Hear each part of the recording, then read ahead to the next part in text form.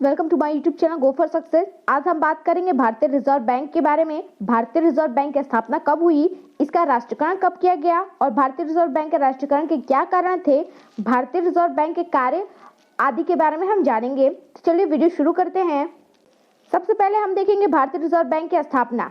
तो reserve bank of India act 1934 में पारित होने के बाद भारत में रिजर्व बैंक की स्थापना 1 अप्रैल 1935 ईस्वी को 5 करोड़ रुपए की अधिकृत पूंजी से की गई। 5 करोड़ रुपए की पूंजी 100 रुपए वाले 5 लाख अंशों में विभाजित थी। आरंभ में लगभग समस्त अंश पूंजी का स्वामित्व गैर सरकारी व्यक्तियों के हाथों में केंद्रित था, यानी कि प्राइवेट सेक्टर में था। अंश पत्रों पर बढ़ती इस केंद्रीकरण की प्रवृत्ति को रोकने के लिए सन 1948 में रिजर्व बैंक सार्वजनिक अधिकार में हस्तांतरण अधिनियम पारित किया गया, जिसके बाद 1 जनवरी 1949 को भारतीय रिजर्व बैंक का राष्ट्रीयकरण कर दिया गया। भारतीय रिजर्व बैंक से रिलेटेड 2 क्वेश्चन एग्जाम में बनते हैं। वो क्वेश्चन कौन कौन से है ये देखते हैं। सबसे पहला क्वेश्चन है रिजर्व बैंक की स्थापना कब की गई और दूसरा क्वेश्चन है रिजर्व बैंक का राष्ट्रीयकरण कब किया गया था। ये दोनों क्वेश्चन बहुत ही इंपॉर्टेंट है और इनके डेट्स आपको हमेशा याद रखने हैं। तो पहले क्वेश्चन का आंसर होगा रिजर्व बैंक की स्थापना कब की गई, तो इसकी स्थापना 1 अप्रैल 1935 को की गई। लेकिन अगर वहीं आपसे पूछा जाए कि रिजर्व बैंक का राष्ट्रीयकरण कब किया गया, तो इसका राष्ट्रीयकरण 1 जनवरी 1949 को किया गया। तो ये दोनों डेट अलग अलग हैं, आप इसे जरूर याद रखिएगा। अब हम बात करेंगे कि भारतीय रिजर्व बैंक के राष्ट्रीयकरण के क्या कारण थे। तो भारतीय रिजर्व बैंक के राष्ट्रीयकरण के बहुत सारे कारण थे। आइए एक एक करके सबको देखते हैं हम। सबसे पहला कारण है तीव्र आर्थिक विकास। स्वतंत्रता के पश्चात सरकार को तीव्र गति से आर्थिक विकास की नीति अपनानी पड़ी, जिसके लिए रिजर्व बैंक को सरकारी अधिकार में लेना ही एकमात्र उचित और निश्चित तरीका था। यानी कि आर्थिक विकास के लिए केंद्रीय बैंक का होना बहुत जरूरी था, इसलिए भारतीय रिजर्व बैंक के राष्ट्रीयकरण का एक पहला कारण है। दूसरा है सरकारी नीति का पालन। राष्ट्रीयकरण के पक्ष में दूसरा और अत्यंत शक्तिशाली तर्क यह था कि सरकार को मुद्रा नियमन संबंधी अधिकतम अधिकार दिए जाने चाहिए। इन अधिकारों की पूर्ण प्राप्ति केंद्रीय बैंक का राष्ट्रीयकरण हुए बिना संभव नहीं था। तीसरा है मुद्रा बाजार का संगठन। सुसंगठित मुद्रा बाजार और सुदृढ़ बैंकिंग व्यवस्था तीव्र एवं नियोजित आर्थिक विकास के आवश्यक अंग होते हैं। अतः इन आवश्यकताओं की पूर्ति हेतु भी यह उचित समझा गया कि रिजर्व बैंक का राष्ट्रीयकरण किया जाए। अंतर्राष्ट्रीय प्रवृत्ति का अनुकरण 1940 के उत्तरार्ध में विश्व के अनेक महत्वपूर्ण केंद्रीय बैंकों का राष्ट्रीयकरण किया जा चुका था। इन बैंकों के राष्ट्रीयकरण ने रिजर्व बैंक के राष्ट्रीयकरण की मांग को भी बल प्रदान किया। पांचवा है अंतर्राष्ट्रीय सहयोग। अंतर्राष्ट्रीय मौद्रिक सहयोग व वित्तीय सहायता की दृष्टि से भी रिजर्व बैंक का राष्ट्रीयकरण आवश्यक समझा गया। अब हम बात करेंगे भारतीय रिजर्व बैंक के कार्य। तो भारतीय रिजर्व बैंक वह सब कार्य करता है जो संसार के अन्य देशों के केंद्रीय बैंक करते हैं। आप सब ये याद रखिएगा कि भारतीय रिजर्व बैंक हमारे भारत का केंद्रीय बैंक है। रिजर्व बैंक के कार्य में सबसे पहला उसका कार्य आता है नोट निर्गमन का एकाधिकार, यानी कि नोटों की छपाई रिजर्व बैंक का ही कार्य है।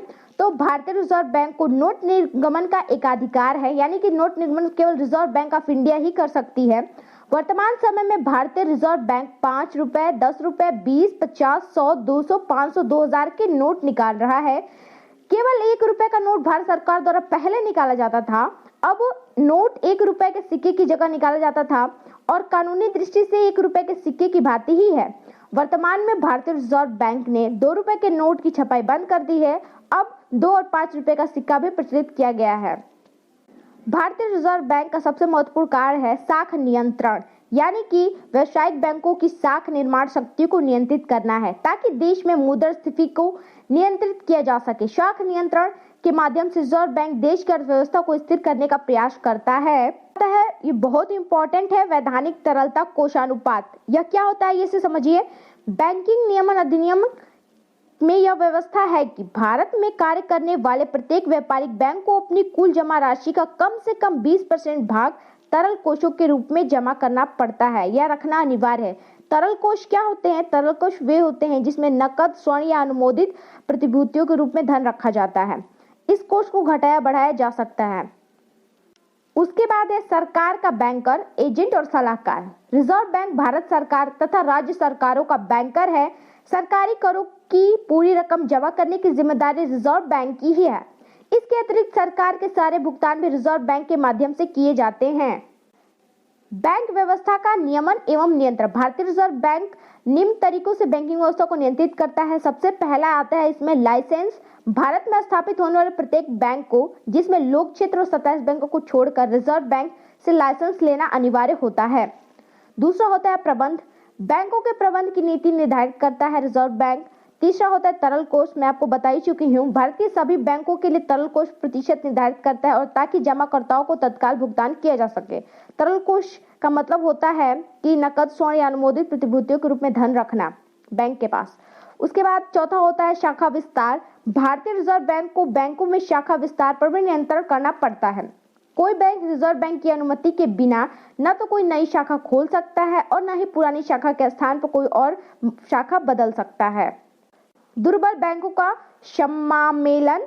जिन बैंकों की आर्थिक स्थिति अच्छी नहीं है उसे रिजर्व बैंक दूसरे बैंकों के साथ मिल जाने का आदेश दे सकता है। इस आदेश का दोनों बैंकों द्वारा पालन किया जाता है। उसके बाद है अवसायन। जिन बैंकों की आर्थिक स्थिति बहुत खराब होती है उन्हें रिजर्व बैंक बंद करने के लिए आवश्यक कदम उठाता है। उसके बाद होते हैं अंतिम लेखे। रिजर्व बैंक प्रत्येक बैंक से अंतिम लेखे प्राप्त करता है। इस प्रकार रिजर्व बैंक को देश की पूरी बैंकिंग व्यवस्था की जानकारी रहती है। बैंकों का बैंक। रिजर्व बैंक बैंकों का बैंक है। यह व्यापारिक बैंकों की रकमें जमा करता है और आवश्यकता पड़ने पर उन्हें उधार देता है। विदेशी विनिमय व्यवस्था। रिजर्व बैंक द्वारा भारत सरकार तथा राज्य सरकारों के लिए विदेशी मुद्रा की व्यवस्था की जाती है। विदेशी भुगतानों के लिए भी यह विदेशी विनिमय का प्रबंध करता है। उसके बाद आते हैं सरकारी बैंक। रिजर्व बैंक ने अपनी स्थापना के बाद केंद्रीय और राज्य सरकारों के बैंक के रूप में कार्य किया है।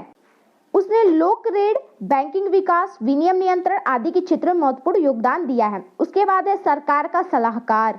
भारत में आर्थिक नियोजन आरंभ होने के समय से ही रिजर्व बैंक के विशेषज्ञ भारत के कृषि शाख, औद्योगिक वित्त, नियोजन, विदेशी व्यापार आदि विषय में सलाह देते रहे हैं। और अब आते हैं सबसे महत्वपूर्ण कृषि शाख। भारतीय रिजर्व बैंक का सबसे महत्वपूर्ण योगदान कृषि शाख के क्षेत्र में रहा है।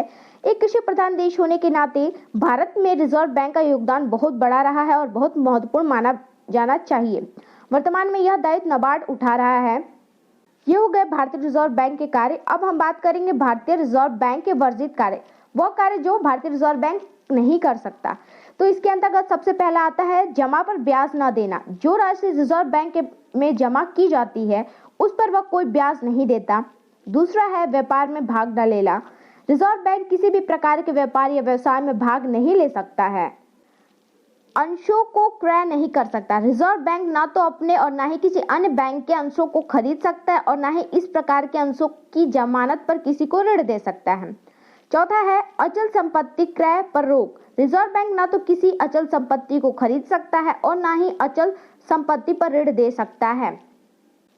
हमने देखा रिजर्व बैंक के वर्जित कार्य। अब हम कुछ महत्वपूर्ण क्वेश्चंस को नोट करेंगे जो भारतीय रिजर्व बैंक से पूछे जाते हैं बहुत सारे कॉम्पिटिटिव एग्जाम्स में। तो सबसे पहला क्वेश्चन है, भारत का केंद्रीय बैंक है। यह क्वेश्चन बहुत इंपॉर्टेंट है। अगर आपसे पूछा जाए कि भारत का केंद्रीय बैंक कौन है तो आपको आंसर देना है कि भारतीय का केंद्रीय बैंक है रिजर्व बैंक ऑफ इंडिया। ठीक है। दूसरा क्वेश्चन हमारा ये होता है कि किस बैंक में कोई व्यक्ति अपना व्यक्तिगत खाता नहीं खोल सकता। तो इसका आंसर होगा भारतीय रिजर्व बैंक में कोई भी व्यक्ति अपना व्यक्तिगत खाता नहीं खोल सकता। उसके बाद सबसे इंपॉर्टेंट क्वेश्चन है कि भारत में नोटों के निर्गमन पर किस बैंक का एकाधिकार है। तो एकाधिकार किस बैंक का है, हमने अभी पढ़ा, भारतीय रिजर्व बैंक का है। ठीक है। आप इन सब क्वेश्चनों को हमेशा याद रखिएगा, बहुत इंपॉर्टेंट होते हैं। भारतीय रिजर्व बैंक की स्थापना और भारतीय रिजर्व बैंक का राष्ट्रीयकरण दोनों का डेट अलग अलग है, आप इसे जरूर याद रखिएगा। अगर आपको मेरा वीडियो अच्छा लगे तो प्लीज मेरे वीडियो को लाइक और चैनल को सब्सक्राइब जरूर करें। Thanks for watching.